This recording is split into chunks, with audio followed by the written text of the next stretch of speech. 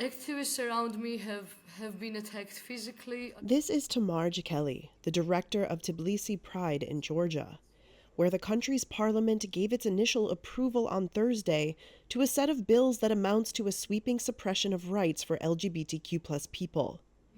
It's been almost every day that somebody gets physically beaten. Yeah, it feels quite scary.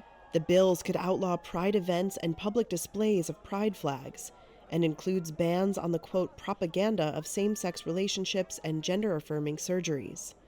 The package was proposed by the ruling Georgian Dream Party and approved by a majority of deputies. It must pass 2 more readings before becoming law.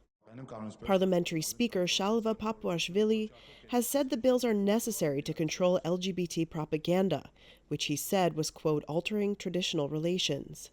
The legislation would also ban non-heterosexual people from adopting children. The Constitution in deeply religious Georgia, where the country's Orthodox Church enjoys wide public respect, already bans same-sex marriage.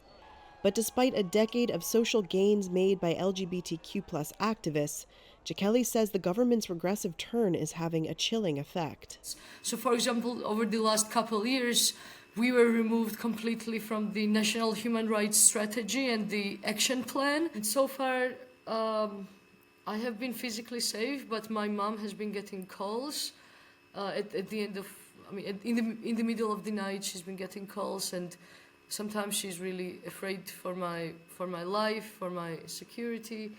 Earlier this month, the parliamentary speaker said that lawmakers would only vote on the bill's second and third readings during the autumn session.